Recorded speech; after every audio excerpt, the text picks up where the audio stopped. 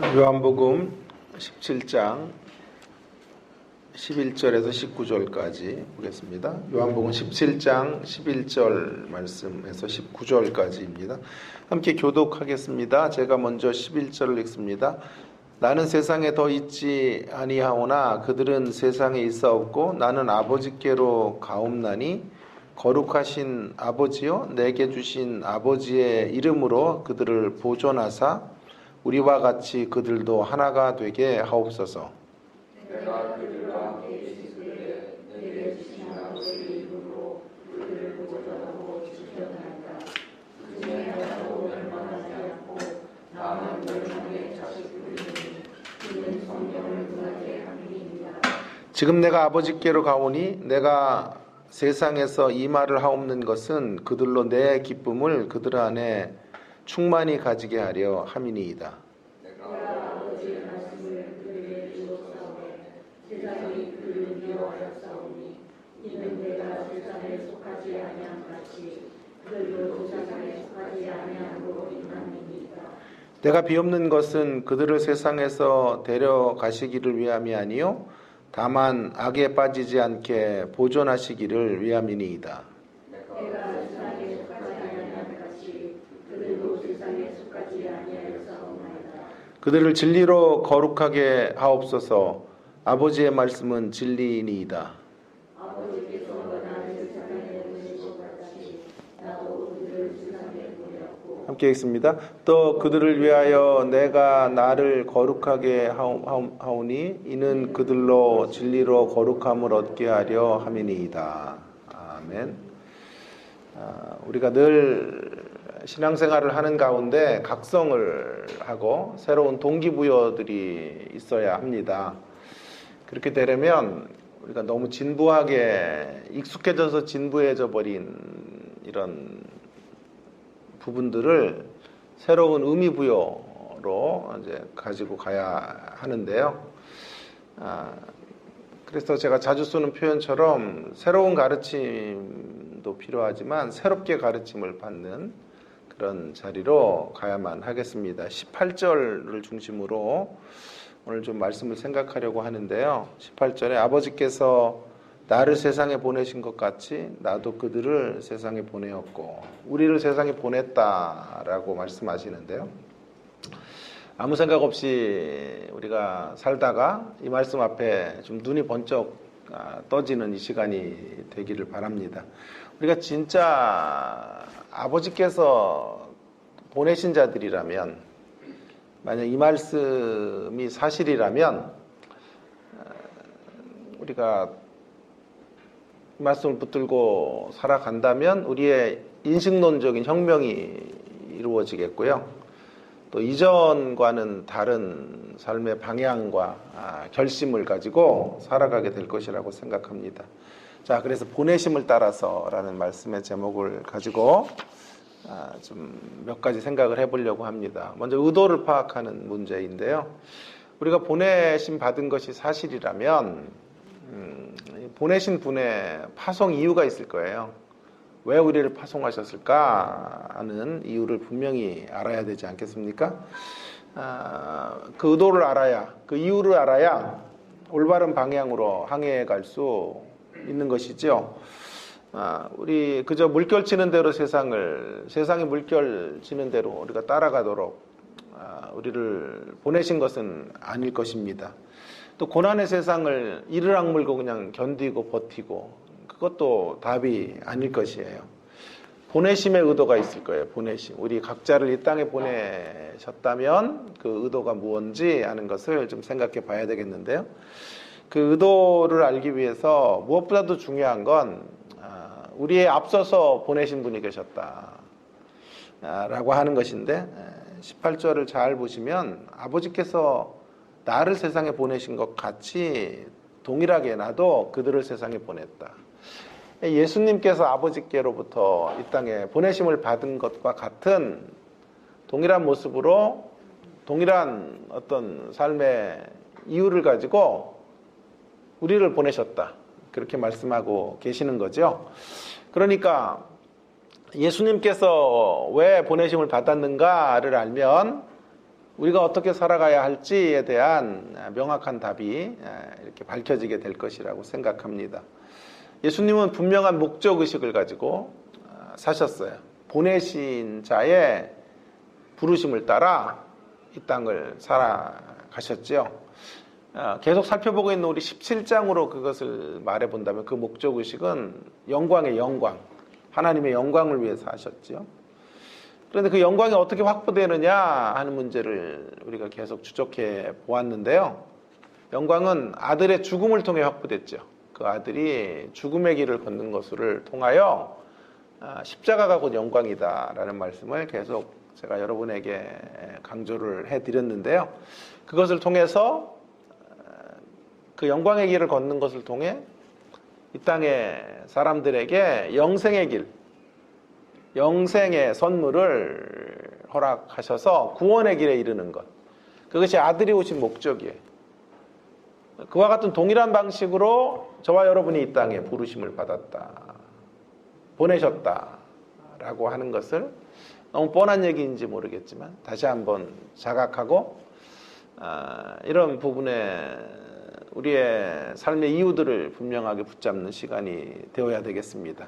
팀 체스터라고 하는 사람이 쓴 책 가운데 예수님이 이 땅에 왜 오셨는지 하는 것을 인자가 와서라는 구절로 그는 설명하고 있는데요. 인자가 와서라는 구절이 3번 복음서에 나온다 그래요.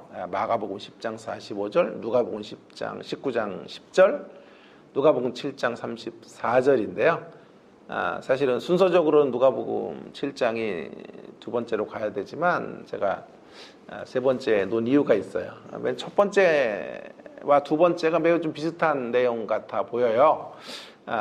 보세요. 마가복음 10장 45절에 인자가 온 것은 성경을 받으려 함이 아니요 도리어 섬기려 하고 자기 목숨을 많은 사람의 대속물로 주려 함이니라, 이렇게 말씀하셨고, 누가복음 19장 10절에도 보면 인자가 온 것은 잃어버린 자를 찾아 구원하려 함이니라. 이 두 구절의 말씀을 이제 요한복음 17장은 영광이라는 시각으로 푸는 거예요. 그죠? 인자가 온 이유는 영광을 위해 오셨다. 하나님의 영광을 위하여. 그런데 그 영광은 이제 섬김을 통하여 대속물로 주고 잃어버린 자를 찾는 작업을 하시는 것으로 하나님께 영광을 돌려드린다. 그것이 인자가 오신 이유다. 그것을 위해 보내심을 받았다라고 말씀하고 있는 거죠. 자, 이제 세 번째 구절은요, 7장 34절인데 조금 의아해요. 인자가 와서 먹고 마시니라. 앞에 두 구절은 우리에게 너무도 익숙한 말씀인데 누가복음 7장 34절은 조금 생소하죠. 인자가 온 목적이 먹고 마시는 것. 그것이 인자가 오신 이유인가? 예, 맞습니다. 조금 더 곰곰이 생각해 보면 앞에 두 구절과 연관고리가 생기는 것을 여러분이 발견하실 수 있겠는데요. 한마디로 말하면 인자가 오신 이유는 먹고 마시는 것을 위해서다라고 하는 말씀은 하나님의 영광을 위한 십자가의 길이라고 하는 것이요, 그 길에 대한 일상성에 대해서 이야기하고 있는 거예요. 일상의 자리에 식탁이 배설되죠. 날마다 우리 또 예배 마치고 또 식탁에 교제를 할 텐데 그 일상의 식탁의 자리를 주님이 베푸시는데 누구에게 베푸시냐 하면 세리와 창기와 죄인들에게 식탁을 베풀어 주신단 말이에요. 소외된 자들을 향한 나아감, 잃어버린 자들을 찾는 식탁이에요. 이 식탁은. 그래서 예수님의 십자가가 일상의 자리에 식탁으로 들어오는 거죠. 식탁 메타포로 들어와 있는 것을 설명하는 것이죠.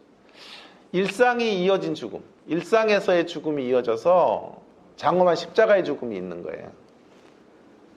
일상이 없는 십자가의 죽음이 아니라 일상에서의 십자가는 식탁 교제를 통하여, 그래서 시대의 오해를 받으세요. 많은 사람들의 오해를 받고 제자들의 만류 속에서도 주님은 소외된 이들과 함께 밥상 공동체를 이루는 것을 주저하지 않으셨죠. 주변인들을 향하여 기꺼이 나아가셨고 또 그들과 식탁 교제를 하는 것 때문에 욕먹을 각오도 하시고, 아니 그것 때문에 또 십자가에 돌아가시는 죄목이 추가되기도 했지만 용기 있는 행동을 하신 거죠. 자, 이제 정리하면 인자가 오신 목적은 여러 가지 말로 오늘 본문 안에 정의가 되고 있죠. 섬김과 대속물과 잃어버린 자를 찾는 것, 그리고 그것이 어떤 방식으로요? 인자가 먹고 마시는 방법으로 식탁 교제를 통하여 구원자의 사명을 감당하셨다. 그것을 외우셨다. 그것을 외우셨다라고 말씀하고 있는 거죠. 이제 그럼 우리를 보내신 이유가 무엇인지를 자연스럽게 연결할 수 있겠습니다. 우리가 왜 왔는가, 왜 사는가 하는 본질적인 물음에 대해서 오늘 답하려고 하는데요. 우리가 온 이유는 우리가 보내심을 받은 자들이에요. 그냥 적당히 살다가 인생의 시간들 고난해치고 어려운 풍파 지나서 안정권의 삶 살다가 주님 앞에 가는 게 아니에요. 보내심을 받았고 이유가 있어요. 그 이유와 의도가 있어요. 그것이 무엇일까요? 작은 인자로 살다 오라. 작은 인자로 살다가 때가 되면 주의 품에 안기는 것, 그것이 우리의 부르심의 이유인 줄로 믿습니다. 인자급의 수준의 삶을 펼치면서 사람을 돌아오게 하는 그런 일들을 감당하는 것이죠. 거창한 십자가의 방식이 아닌, 그것도 일상의 십자가의 자리에서 인자와 방불한, 인자이셨던 예수님과 방불한 그 삶의 경지로 다른 이들을 설득하고 돌이키는 일들에 쓰여지는 인생이 되는 거죠. 그것을 통해 하나님을 영화롭게 하는 존재가 되라고, 그런 삶을 힘있게 살다가 오라고 저와 여러분에게 인생의 시간들을 이 땅 위에서 허락해 주신 거죠. 이런 수준의 삶을 저는 다움의 삶이라고 말하고 싶은데요. 작은 인자다움, 인자답게 살아가는 삶이다 라고 말씀드리고 싶어요. 그런데요, 여러분 주목해야 될 건, 그런 작은 인자로 살아가는 삶은 홀로 경건하게 산다고 되는 문제가 사실 아니에요. 제가 이런 말을 몇 번 드렸는데, 신앙은 개인적이지만 사적이진 않아요. 신앙이 개인적이라고 하는 말은 각자가 인격적으로 하나님을 만나야 된다라는 면에서 신앙은 개인적이에요. 그러나 사적이지 않다라는 말은, 사적이라는 말은 자기중심적, 철저하게 개인주의화되는 신앙은 없다라는 거죠. 모든 신앙은 전부 공동체적이에요. 그래서 스탠리 그랜츠라고 하는 조직신학자인데요. 성경을 두 가지 C로 요약될 수 있는 책이다, 이렇게 말하지 않았습니까? 두 가지 C, 첫 번째는 커버넌트, 언약이에요. 언약. 두 번째는 커뮤니티, 공동체예요. 두 개를 합치면 성경은 언약 공동체 이야기, 언약을 받은 공동체들, 교회 공동체, 신앙 공동체. 결국 우리의 사명은 언약 공동체를 잘 이루다가 언약 공동체 안에서 잃어버린 자들을 찾고 작은 인자로 살아가는 이러한 삶을 구현하다가 오라. 그것을 위해서 우리를 파송하신 거죠. 그래서 이제 본문의 이야기를 잘 보면요, 그런 이야기가 나오는 거예요. 두 번째 메시지로 다른 세계의 가치를 보여주는, 그래서 공동체적인 존재 방식으로 연결되는 삶을 살아가라, 연결되는 삶을 살라, 이런 메시지가 자연스럽게 따라올 수밖에 없는 것이죠. 이 본문의 제일 중요한 키가 되는 핵심 키워드가 되는 교훈은 신앙 공동체가 보존되어지고 하나가 되어야 한다라고 하는 것이에요.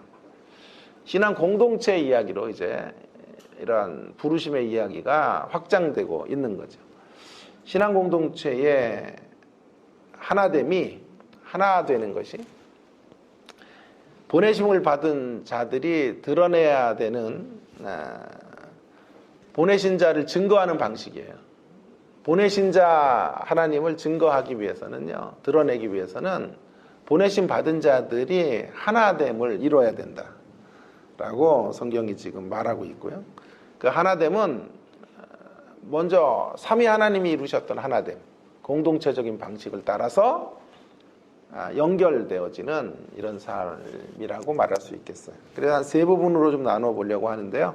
삼위 하나님과의 연결, 먼저는 보존하사, 또 서로와의 연결 하나 되게 하소서, 그리고 연결을 위한 고리인 사랑에 대한 이야기를 좀 하나씩 해보려고 하는데요. 여러분, 먼저 삼위 하나님과 연결되는 삶이 보존하사라는 건데 11절을 한번 잘 보시면요. 11절의 후반 부분에 아버지의 내게 주신 아버지의 이름으로 그들을 보존하사 우리와 같이 그들도 하나가 되게 하옵소서. 보존하사 하나 되게 하소서. 우리 주로 이 본문 속에서 하나 되는 것을 강조하는데 보존하사라는 단어를 자꾸 놓치는 것 같아요. 여러분, 교회가 하나 되는 가장 중요한 길목은 먼저 보존하사라고 하는 거죠. 보존하사가 없는 하나됨은 정치적 연합이에요. 인위적인 세분리기에 불과하다고 말할 수 있어요. 하나 되는 것의 전제 조건은 보존하사예요. 보존하사. 우리가 보호되는 거예요. 보호되는 것. 보존되기 위해서는 믿음 안에 있어야 돼요. 믿음 안에. 믿음 안에 있다는 건, 믿음 안에 있다라고 하는 건 그분들, 그러니까 삼위 하나님의 존재 방식 안에 깊이 연결되어 있다라는 거죠. 자, 그래서 12절에 보면 그 연결에서 이탈된 사람, 삼위 하나님과의 존재 방식, 그러니까 삼위 하나님이 존재했던 방식 안에 우리 연결되어지는 게 믿음으로 연결되는 건데요. 그래서 보존되는 건데, 자, 그 보존에서 이탈한 한 사람을 소개하고 있는 거죠. 12절에 보면 그런 말씀이 나오는 거예요. 내가 그들과 함께 있을 때에 내게 주신 아버지의 이름으로 그들을 보존하고 지키었나이다. 그 중에 하나도 멸망하지 않고 다만 멸망의 자식뿐이오니, 가룟 유다죠. 멸망의 자식 하나가 이탈해 갔다라고 말씀하시면 이는 성경을 능하게 하려 함이니이다 라고 말하죠. 자, 가룟 유다를 빼고 다 보존되었다 이렇게 말씀하시는 건데요. 그러니까 여기서 말하는 일치라고 하는 건 공동체의 일치는 쪼개진 교회가 다시 합쳐지는 것, 뭐 이런 게 아니고요. 교단들이 정치적으로 연합을 하는 것도 1차적인 의미가 아닌 거죠. 오히려 일치라고 하는 건 수직적인, 그러니까 수평적 일치 이전에 수직적인 일치가 있어야 돼요. 그래서 하나님과의 관계 안에서, 믿음 안에서 하나님의 존재 방식 안으로 참여해 가는 것. 그런 면에서 우리가 일치를 이루어야 돼요. 삼위 하나님과 일치를 이루는 것. 이 대목의 일치는 잘 성경이 분명히 말함에도 언급을 안 해요. 서로 일치하자, 서로 하나 되자, 이런 얘기들을 이야기하지만 그 서로 하나됨의 근간은 보존되어져야 돼요. 우리가 믿음 안에서 보호돼야 돼요. 믿음에서 이탈하지 않을 때 하나됨을 이루고 그 하나됨의 모습 속에 보내신 자의 사명을 공동체로서 감당할 수 있게 되는 거죠. 자, 이것이 중요하기 때문에 성경은 항상 하나 되게 해달라는 구절 앞에 보호하사, 보존하사, 하나 되게 하소서라고 말하고 있는 거예요. 이런 면에서 저는 이렇게 생각해요. 개인적으로 이것이 우선적이기 때문에, 보존하시는 게 우선이기 때문에 만약에 교회를 다니는데 말씀을 못 들어요. 설교자들에 대한 반감이나 어쨌든 설교의 성격이 안 맞아서 말씀을 못 들으면 신앙 성장이 힘들죠. 말씀을 못 듣는데 어떻게 신앙 성장을 하겠어요? 그러면 저는 교회를 옮길 수 있다고 생각해요. 말씀이 들려지는 교회로 오거나 갈 수 있다 라고 생각해요. 왜요? 중요한 건 교인들 서로가 일치하는 것도 중요하지만 먼저는 보존되어져야 돼요. 우리의 믿음이 보호돼야 돼요. 우리의 믿음이 자라야 돼요. 그래야 보내심을 받은 자로의 삶의 첫 단추가 끼워진다. 은혜로 충만하지 못하면, 말씀으로 우리의 심령이 가득 채워지지 않는 한 믿음으로 삼위 하나님과 연합된 삶을 살아갈 수가 없는 거죠. 그래서 교회를 옮길 이유는 이런 부분에 충분히 있는 거다라는 생각이 들어요. 그렇다고 가시란 얘기는 아니고요. 데려오시란 얘기죠. 데려오시란 얘기죠. 자, 그래서 보존하사. 두 번째로는 서로를 향한 연결이에요. 보존하사 이제 하나 되게 하소서. 보호를 통해 하나 되는 거죠. 아니, 정확히 말하면 하나 되기 위해 보호하시는 거예요. 그러니까 보호의 목적은요, 보호 자체에 있다기보다는 하나 되기 위한 더 큰 목적을 위해서 우리의 믿음을 보존하시는, 보호해 주시는 거죠. 그래서 보존하신다라는 말씀과 함께 하나 되게 하소서를 연결하면 보존하시는 것으로 제자들이 어떤 방향으로 가야 할지를 알려주시는 거죠. 이렇게 말해보겠어요? 보존하심으로 혼자서도 신앙생활 잘하는 것이 귀하지만 결코 혼자서 신앙생활 하는 것은 잘하는 일이 아니에요. 혼자서도 신앙생활을 잘하는 게 귀하지만 그러나 혼자서 신앙생활을 하는 것을 하나님은 올바른 신앙이라고 말씀하시지 않아요. 그래서 보존하사 반드시 어디로 가야 돼요? 서로 하나 되는 자리로 가야 하는 거죠. 세상은 너무도 악하고 우리는 약해요. 세상 앞에 우리 너무도 약하기 때문에 혼자서는 이런 악의 세력 가운데 승리할 수 없어요. 악의 세상 가운데 보내심의 부르심의 사명을 펼칠 수가 없어요. 그래서 공동체를 엮어주시는 거예요. 신앙 공동체 안에서 힘을 얻고 그 안에서 격려받으며 함께 보내심 받은 자로서의 부르심에 충실해야 된다 라고 그렇게 말씀하고 있는 거죠. 그때 악으로부터 승리할 수 있고 그 승리와 함께 부르심의 소명들을 감당하게 되는 거죠. 15절에 보면 그래서 이런 말이 나오는 거예요. 내가 비옵는 것은 그들을 세상에서 데려가기 위함이 아니요 다만 악에 빠지지 않게 보존하기를 위함이니이다. 악에 빠지지 않도록 보존되어줘야 어떻게 돼요? 하나가 될 수 있고 그 하나됨을 통하여 부르심의 이유와 소명들을 감당할 수 있는 거죠.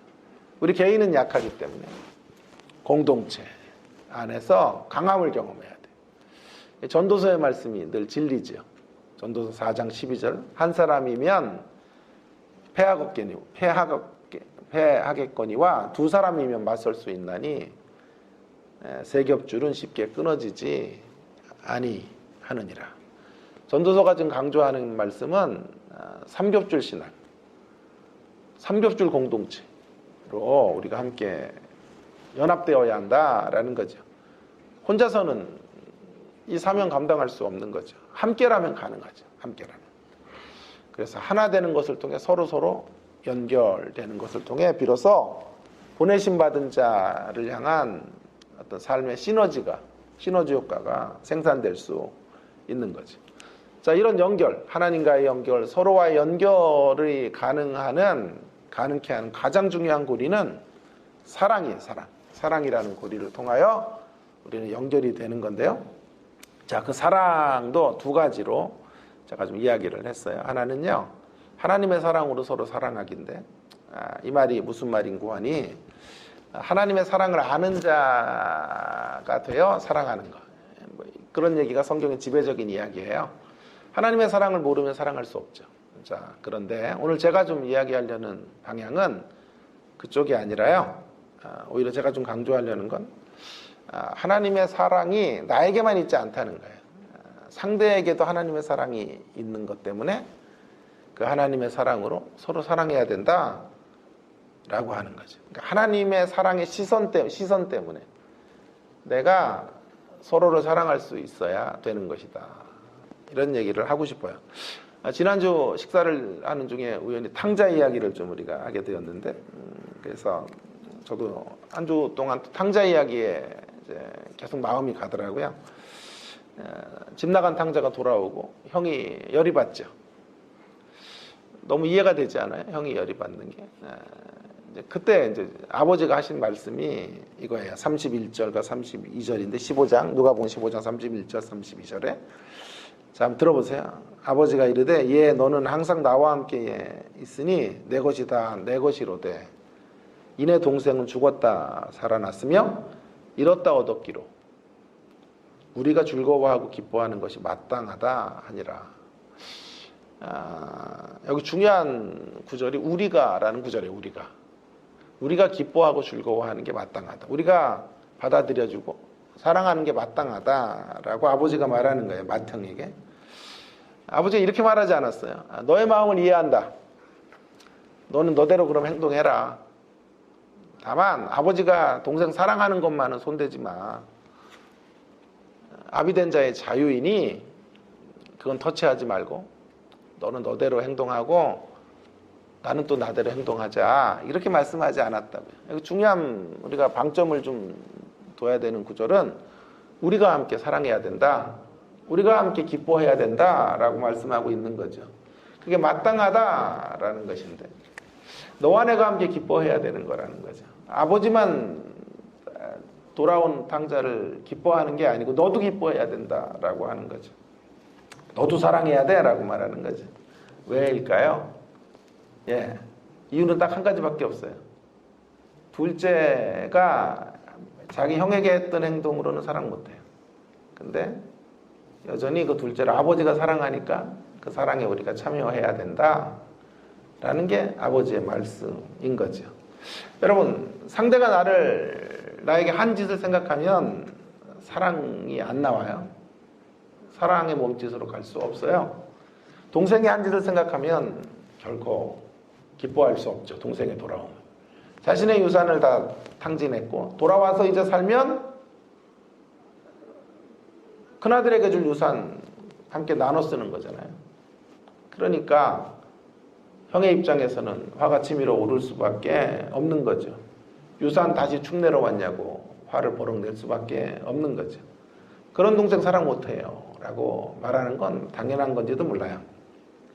그런데 사랑해야 될 이유, 기뻐해야 될 이유를 말씀하시는 거예요. 이유는 아버지가 여전히 동생을 사랑하기 때문에 아버지가 사랑하는 자를 우리가 사랑해야 마땅한 거죠. 이런 면에서 우리가 빚진 자죠. 빚진 자. 내가 홍장로님에게 돈 빌린 건 없어요. 그런 의미의 빚진 자는 아니에요. 그러나 하나님이 나를 사랑하셔서 홍장로님을 섬기라. 그 사랑을 나누라고 하신 의미의 빚진 자인 거예요. 그래서 우리는 사랑하는 거죠. 사랑해야 되는 거죠. 그가 나에게 무엇을 했느냐보다 하나님에게 빚진 자로 우리가 살고 있고 여전히 하나님이 나에게 무례하게 행동한 그 사람을 여전히 사랑하고 계시다면 우리는 하나됨의 이유가 충분한 사람들이다 라는 게 아버지의 논리인 거죠. 그래서 우리가 사랑해야 되는 거죠. 아버지가 포기하지 않았다면 우리도 포기할 수 없고요. 아버지가 여전히 사랑하고 있다면 나와 기질이 맞지 않고 나와 색깔이 맞지 않고 나와 이데올로기가 다르다고 해도 우리는 그를 사랑해야 하는 거죠. 사랑의 범주 밖으로 밀어내서는 안 되는 거죠. 자, 그래서 우리가의 방점을 두고 아버지의 시선이 머무는 그곳에 우리의 시선이 머물러야 하는 것이죠. 그런 의미에서 우리가 연결로 가려면 사랑이 있어야 되고 두 번째는요. 마땅히 해야 될 사랑. 마땅하다 그러셨잖아요. 근데 마땅히 해야 될 사랑에 정죄당하지 말고 할 수 있는 사랑에서부터 시작해야 된다라고 말하고 싶어요. 여러분, 마땅히 해야 되는 사랑에 기죽지 말고요. 주눅들지 말고요. 그 사랑에 이르는 과정이 있다는 것도 우리가 인정하며 사랑을 실천해 가야 한다. 탕자의 비유는 오픈엔디드 폼으로 맞춰요. 그래서 첫째 아들이 어떻게 되었는지 끝이 열려져 있어요. 끝이 열려져 있다는 말은 상상력에 맡기는 거거든요. 독자들의 상상력에 맡기는 건데 자, 무엇을 상상하게 만들어 줍니까? 둘째가 집을 나가서 돌아오는 시간까지 그 시간이 10년이었다. 그 해가 10년이었다고 하면 10년 동안 아버지는 기다린 거잖아요. 그렇다면 첫째 아들, 맏아들이 돌아오는 시간도 꽤 오랜 시간이 걸릴 거예요. 그런 시간마저도 아버지는 또 기다리시겠다. 그리고 그 사랑으로 그 맏아들을 돌아오는 해까지 품에 안으실 것이고 돌아오게 하실 것이다 라고 하는 것을 상상하게 하지 않아요? 그래서 그런 상상력에 우리도 초대케 하시는 이야기를 하고 있는 거죠. 여러분 무슨 얘기를 하려고 하냐 하면 한순간에 동생을 받아들일 수는 없어요. 한순간에 사랑의 높은 계단들을 점프해서 올라갈 수는 없어요. 우리 자꾸 사랑이라고 말하면 손양원급의 사랑. 손양원 목사가 자기 아들을 죽인 그 사람을 아들로 입양하는 그런 사랑 정도를 자꾸 기독교의 사랑이라고 생각하니까 우리가 기가 죽어요. 그리고 사랑을 포기하는 때가 한두 번이 아니에요. 아니요. 사랑에는 여러 과정이 있고 레벨이 있다는 것도 기억을 해야 돼요. 전 늘 이렇게 말합니다. 더 미워하지 않는 것도 사랑이에요. 원수에게 주먹 날리지 않는 것도 사랑이에요. 꼭 그들과 화해를 하고 엄청난 용서의 자리로 나아가는 것만 사랑이 아니에요.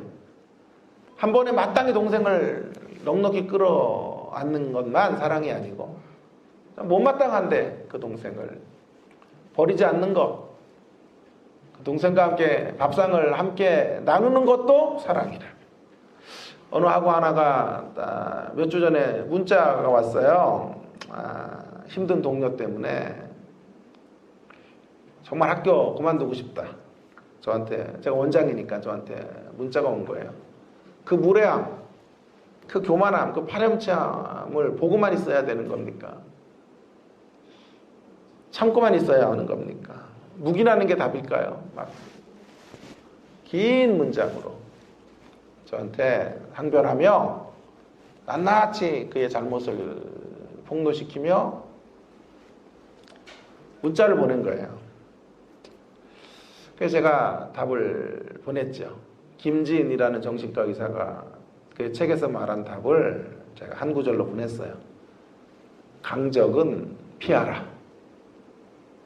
강적은 피하라. 이렇게 강적은 피하는 겁니다, 목사님. 우리가 상대할 수 없는 강적이거든 피하는 게 답이에요. 그랬더니 딱 한 글자가 왔어요. 네 라고 왔더라고요. 해결됐다는 뜻이죠. 예? 강적은 피하는 거예요. 그 강적을 피하는 게 또 사랑이야. 강적과 맞붙어서 또 다른 강적이 되는 것은 사랑이 아니에요. 강적은 우리가 감당할 수 없다고 판단하면 만남의 횟수를 줄여야 돼요. 부딪힘의 자리들을 최소화시켜야 돼요. 그것이 강적을 대하는 또 다른 사랑인 거예요. 시간의 과정이 있어야 된다. 이런 얘기를 또 사랑엔 과정이 필요해요. 이런 얘기를 잘 한국교회는 안 해요. 그래서 사랑하라. 주님 사랑 본받아 사랑하자라는 얘기만 하죠. 적극적 사랑도 있고 소극적 사랑도 있어요. 소극적 사랑을 정죄하면 안 돼요. 마땅한 사랑으로 가야 돼요. 마땅한 거죠. 그러나 그 과정에서는 시행착오도 있어요. 좌충우돌도 있어요. 그래서 오늘 마땅하다라는 말씀은 마땅한 사랑으로 과정을 지나서 나오라. 그것을 억울해하지 말라라는 말씀이 되는 것이죠. 여러분, 이 사랑의 방식을 통해서만 우리는 하나님과도 연결되고 서로와 연결이 될 수 있다. 자, 이제 마지막으로 우리가 좀 생각해야 될 건 보장적 확신하기라고 하는 건데요. 보내받은 자들이 이렇게 서로 연결되어지고 작은 인자로 살아가면 어떤 보장이 약속되고 있는가? 보내심을 받은 자에게 그에 합당한 보상을 주신다라고 하는 것인데요. 두 가지 보상을 약속하고 있는 것 같아요. 13절에 보시면 지금 내가 아버지께로 가오니 내가 세상에서 이 말을 하옵는 것은 그들로 내 기쁨을 그들 안에 충만히 가지게 하려 함이니이다. 기쁨 충만이에요. 충만한 기쁨의 삶을 보장하시겠다. 가변적이고 일시적인 기쁨이 아니에요. 보내심 받은 자에 충실하게 합당하게 살면 주님이 약속하시는 분깃은 기쁨이에요. 기쁨. 근데 그 기쁨이 어느 정도의 기쁨이냐 하면 주님이 갖고 계시는 충만한 기쁨을 주님의 기쁨을 우리 안에 부어주셔서 환경의 요동침으로 인해 빼앗기지 않는, 환경의 어떠함으로 인하여 사라지지 않는 그 기쁨을 주시겠다라고 말하고 있어요. 세상은 포만감, 세상은 열심히 살고 많은 걸 누리면 포만감을 얻어요. 그게 분깃이에요. 열심히 살아 성공한 자의 분깃은 포만감인데, 신자들, 특별히 보내심 받은 사명의식을 가지고 신실하게 이 땅을 사는 자들에게 약속하시는 것은 기쁨이에요. 기쁨. 환경의 요동침 속에서도 그 환경을 넉넉히 이길 수 있는 내적인 기쁨, 그 기쁨으로 평안한 날들을 살아가게 하시는 것, 그것이 하나님이 우리에게 약속하시는 귀중한 선물이라고 성경이 말하고 있죠. 두 번째로는 말씀을 통한 거룩한 삶을 보장해 주시는 거예요. 17절 19절에 보시면 그들을 진리로 거룩하게 하옵소서. 진리로 거룩하게 하옵소서. 아버지의 말씀은 진리니이다. 19절에도 보시면 또 그들을 위하여 내가 나를 거룩하게 하오니 이는 그들로 진리로 거룩함을 얻게 하려 함이니이다. 보내심 받은 자답게 살면요, 기쁨도 주시고, 또 하나는 거룩한 삶, 거룩한 삶은 말씀을 통해서 이루어지게 되는 거룩의 삶들을 이루어가게 하시겠다. 세상은 쾌락의 삶을 이루어간다면 부르심 받은 자들은 말씀으로 거룩해지는 삶으로 나아가게 되는 거죠. 형식적 거룩이 아니에요, 이건요. 바리새적 거룩이 아니에요. 경건의 모양만 있는 거룩이 아니에요. 경건의 내용이 있는, 그 내용을 만드는 존재가 말씀이에요. 말씀. 인격적 말씀이 우리 가운데 들어오셔서 그 진리가 심령 안에 작동하게 되므로 경건의 내용이 구비되어지고 수준 있는 삶, 그것이 거룩이죠. 거룩은 수준이거든요. 그 수준의 삶으로 나아가도록 하시겠다. 말할 수 없는 존재의 가벼움, 그런 가벼운 세상 속에 진리로 형성된 거룩을 가지고, 수준을 가지고 살아가는 삶으로 초대되는 거죠. 그런 삶의 결과들을 허락해 주실 것을 약속하고 계시는 거죠. 그런 의미에서 거룩은 세상을 변화시키는 능력이에요. 능력. 그 능력자를 생각하다가 사무엘이 떠오르더라고요. 사무엘이. 그는 진리를 따라 살았던 사람이죠. 자기 속에 옳게 행했던 사사시대를 종결하고 왕국시대를 열어낸 사람이 사무엘이에요. 킹메이커, 킹을 만드는, 두 번의 왕들을 이제 등극시켰던 가장 소중한 사람. 사사시대와 왕국시대를 사무엘이 없었으면 연결이 불가능했겠죠. 한 사람의 경건으로 말이에요. 한 사람이 하나님의 말씀하면 붙들리는 것으로, 그 말씀 안에서 자라나는 것을 통하여 시대가 복을 받고, 시대가 주님 앞으로 돌아오고 다윗 왕국의 시대가 열리는 놀라운 일이 펼쳐지게 되었던 거죠. 그래서 사무엘을 따라다니는, 사무엘의 인생을 따라다니는 구절이 하나 있어요. 그 구절이 자라매라는 구절이에요. 대표적인 구절이 사무엘상 2장 26절인데요. 아이 사무엘이 점점 자라매 여호와와 사람들에게 은총을 더욱 받더라. 여기 자라매라는 구절이 돌집에 가서 애기들 축복할 때만 쓰는 구절이 아니에요. 여기 자라매라는 게 아이가 육체적으로, 신체적으로 자란다 이런 말을 말하는 것만이 아니에요.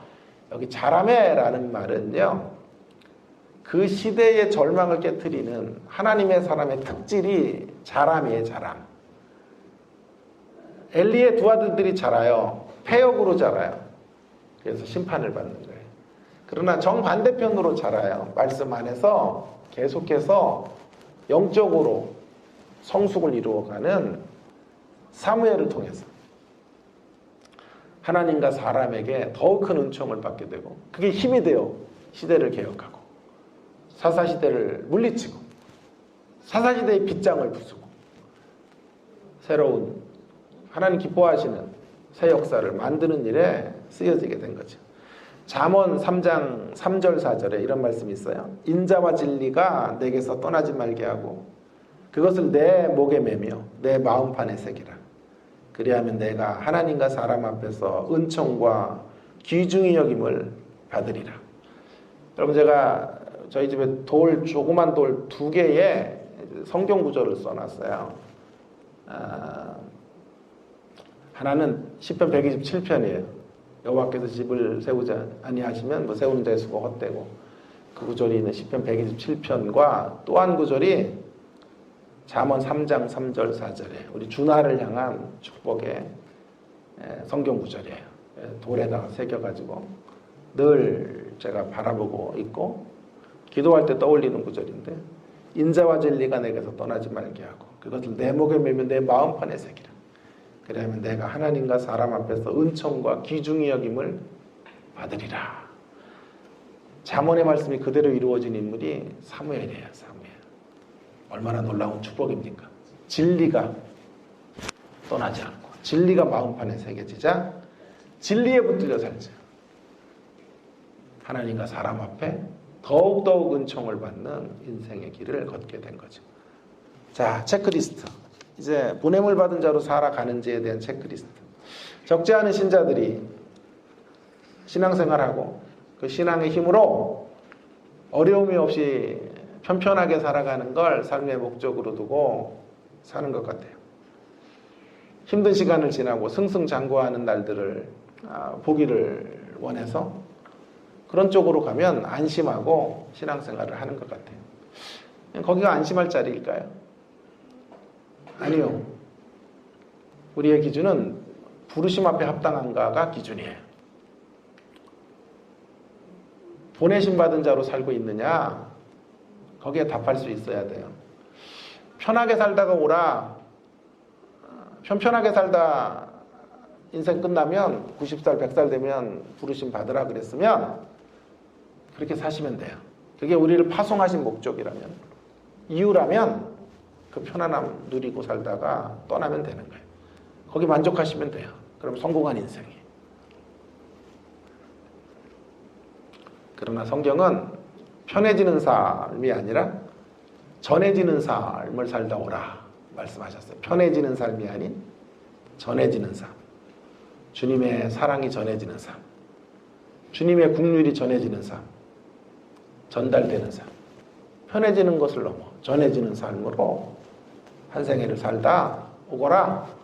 우리를 그렇게 보내셨어요. 그래서 우리가 인생의 시간을 지금 그 목적을 향해 달려가고 있는 거죠. 그래서 이것이 사실이라면 살만한 자리에서도 여전히 거룩한 불만족이 있어야 돼요. 거룩한 불만족. 살만하게 삶을 허락해 주셨음에도 여전히 애통함이 있어야 돼요.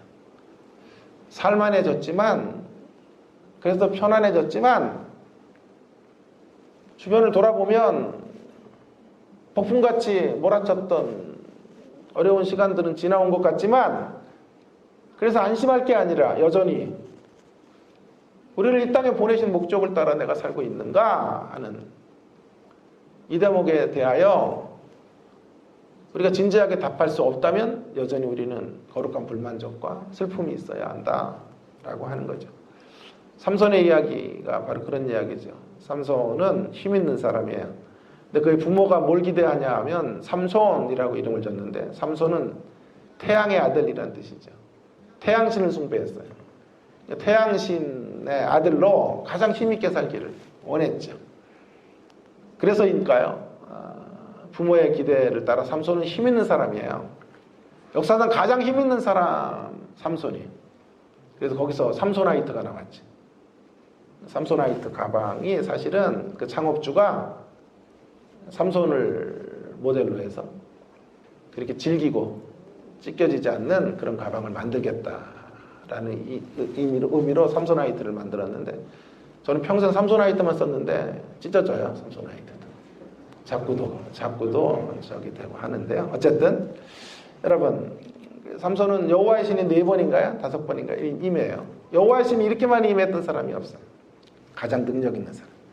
그러나 능력 반대편에서 거룩을 실종하고, 삼손은 부르심 받은 자예요. 민족을 구원하고 블레셋을 초토화시킬 수 있는 능력자예요. 그 일을 감당해야 되는데 평생을 정욕을 따라 살아요. 평생을 자신의 힘 과시를 위해 살아요. 그게 비극이란 말이에요. 그러니까 눈이 빠져 비참하게 죽은 것만 비극이 아니라 한평생 주님이 주신 은사와 능력을 자신만을 위해 사용하다가 살아가는 것, 그렇게 끝난 것이 비극이에요. 체크리스트는 이거예요. 우리가 보내심을 받은 자로 살고 있는지를 체크해 보세요. 그 중에 가장 중요한 체크리스트를 말씀드릴게요. 우리의 입술에서, 우리의 고백에서, 우리의 삶의 목표 가운데 이 대목이 있나요? 하나님 안에서 더 깊어지고 싶습니다 라는 것과 이 땅의 연약한 자들, 이 땅의 주변인들, 그들을 위해 살고 싶습니다. 잃어버린 자들을 돌아오게 하는 삶을 내가 가지고 있는 것들로 펼쳐가고 싶습니다. 이런 고백이 진실로 우리의 중심이 되지 않는다면 우리는 세상을 능력 있게 사는지는 몰라도 보냄받은 자로 살고 있는 것은 아니죠. 우리 자녀들의 건강도를, 영적 건강도를 체크해 보면 이 물음에 답할 수 있는 자녀들인가를 물어야 돼요. 얼마나 힘있게 이 세상 가운데 능력 있는 사람이 되었느냐가 아니라 정말 자기를 넘어서는 또 다른 타자를 향해서 섬김과 희생의 길을 걸으려고 하는 충실한 마음이 있는가. 그것이 우리가 우리 자녀들을 또 바라보는 시선이어야 돼요. 거기까지 못 갔다면 여전히 우리는 애통함이 있어야 되고 거룩한 불만족을 가져야 돼요. 저는 삼손의 메시지를 이렇게 정리해요. 항상 사은회 때 같은데 제자들 떠날 때, 사은회 끝나고 세상으로 나갈 때 제가 삼손 메시지를 전해줘요. 두 가지 메시지죠. 삼손같이 되라. 삼손 같은 삼손이 되세요. 그러나 삼손과 다른 삼손이 되세요. 첫 번째 메시지는 이거예요. 삼손과 같은 삼손은 능력 있는 삼손, 힘있게 세상을 정복해가는 삼손이 되세요. 그러나 삼손과 다른 삼손, 그러나 거룩에 있어서 남을 섬기는 일에서는 삼손은 실패했으니까 삼손과 같은 삼손, 그러나 삼손과 다른 삼손으로 삼손의 인생을 살아가셔야 합니다 라는 게 제가 삼손의 메시지를 정리하는 두 문장인 거죠. 이 면에서 우리는 여전히 배고파야 돼요. 여전히 굶주려 있다고 봐야 돼요. 영원한 관점에서, 영적인 관점에서 삼손과 같은 삼손들이 만들어지는 것 넘어서 삼손과 다른 삼손을 만드는 일에 우리가 쓰여지고 있고, 그런 삼손과 다른 삼손의 길을 우리가 걷고 있는지를 점검해 보실 수 있기를 바랍니다. 오늘 말씀을 마치겠습니다. 부르심 받은 자, 보내심 받은 자의 삶, 그것이 우리의 삶의 기준이어야 된다. 이것을 점검하는 이 아침이 되기를 바라고, 보내심 받은 자의 삶의 시작과 과정과 결과를 정리하면 시작은 예수님의 보내심을 토대로 출발해야 돼요. 예수님이 보내셨다라, 보내심 받았다라는 것. 과정은요, 예수님의 정신을 삶으로 구현하는 방식, 일상의 삶에서 구현하는 방식을 통해서 결과는 예수님의 섬김과 희생을 실천하여 사람을 돌아오게 하고 그것으로 하나님께 영광을 돌리는 인생의 길을 걷는 저와 여러분이 될 수 있기를 주의 이름으로 축원합니다. 함께 동성으로 같이 기도하겠습니다. 오늘 주신 말씀을 붙잡고 마지막에 제가 좀 요약을 했던 말씀을 기억하면서 기도하면 좋겠어요. 삼손과 같은 삼손 되는 우리, 힘있게 세상을 정복해 가야겠죠. 삼손과 같은 삼손이 되는 일을 타부시하는 것은 패배주의예요. 이왕이면 힘있고 능력있게 이 땅을 살아가야 되겠어요. 그러나 중요한 건 삼손과 다르게 다른 삼손으로 이 땅을 살아야 되겠습니다. 삼손이 걸었던 그 정욕의 길과 자기 힘을 과시하는 길이 아니라 삼손과 다른 삼손, 우리에게 허락하신 부르심의 상을 따라가고 보내심 받은 자에 합당하게 이 땅을 살아가는, 나를 넘어서 타자를 섬기고 잃어버린 자들을 구원해내는, 돌아오게 하는 그 일을 위해서 주님, 우리가 남은 인생 힘있게 쓰여지기를 원합니다. 그런 기준으로 오늘을 살며 오늘의 현실에 대한 거룩한 불만족을 가지고 다시 한번 심기일전하여 주의 길을 따라가는, 주님의 길을 따라가는 우리가 되기 위해서 통성으로 함께 기도하겠습니다. 하나님 아버지, 은혜를 감사합니다. 오늘도 저희들에게 귀한 생명의 말씀을 주셔서 보내심을 따라서 보내심을 받은 자로 이 땅을 살아가야 할 것을 말씀해 주셔서 감사합니다. 하나님 아버지, 우리 예수님께서 이 땅에 보내심을 받은 자로 걸어가셨던 그 여정을 주님, 우리도 따라가기 원합니다. 하나님 아버지, 그 정신과 가치를 따라 하나님 아버지 자신의 생명을 다른 이들의 대속물로 주는 하나님의 모습을 본받아 주님, 우리가 이 땅에 작은 인자로 주님 살아갈 수 있게 되어지기를 간절히 원합니다. 하나님 아버지 힘있게 세상을 정복해 가기 원합니다. 그러나 하나님, 그 이상으로 달려가기 원합니다. 힘있는 삼손의 삶을 사는 것을 넘어 거룩한 삼손의 길을 주님 걸어갈 수 있는 저희들이 되도록 은혜를 베풀어 주옵시기를 간절히 원합니다. 하나님 아버지, 성공, 그 너머의 성공, 하나님 향해서 달려갈 수 있게 주시옵소서. 이김, 그 너머의 이김을 향하여 달려가는 주의 자녀들의 걸음들이 되도록 은혜를 베풀어 주시옵소서. 보내심을 따라 살아가는 저희들이 되도록 주여 같이 해주시고 역사하여 주시옵소서. 하나님 아버지, 오늘도 보내심을 따라서라는 귀한 생명의 말씀 저희들에게 주셔서 감사합니다. 우리의 앞서 예수님을 보내시고 보내심 받은 자로 사명에 충실하게 이 땅을 살아가셨던 예수님을 본받아 저희들도 보내심 받은 자의 정체성을 굳게 붙잡고 살아가는 주의 자녀들이 다 될 수 있도록 인도해 주시기를 간절히 원합니다. 삼손과 같은 삼손으로 힘있게 세상을 정복해 나아가는 저희들 되어지기 원합니다. 그러나 삼손과 다른 삼손의 길을 걷는 저희들의 인생의 여정이 되게 해주시기를 또한 간구합니다.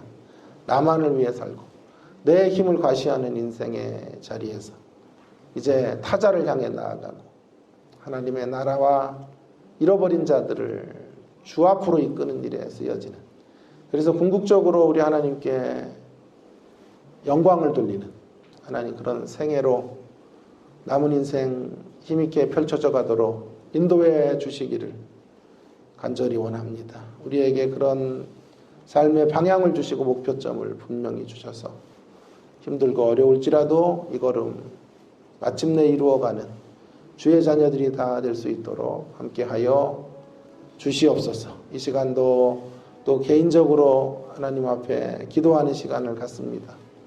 기도의 자리 가운데 임재해 주시고 우리의 각 사람의 마음도 만져주시고 필요한 기도의 제목들 응답해 주셔서 이 모든 응답의 자원들을 가지고 부르심 받은 자로 합당하게 이 땅을 살아가는 저희들 되도록 은혜를 허락하여 주시옵소서. 주일 예배를 주 앞에 또한 올려드리오니 하나님, 주일 예배 가운데 하나님의 말씀이 흥황하는 시간이 되게 하시고 말씀으로 깨어지고 거듭나고 다시 한번 우리의 부르심의 사명들을 발견하는 복된 예배의 시간이 되도록 우리 예배 가운데 함께하여 주시옵소서. 감사합니다. 예수님 귀하신 이름으로 간절히 기도 올리옵나이다. 아멘.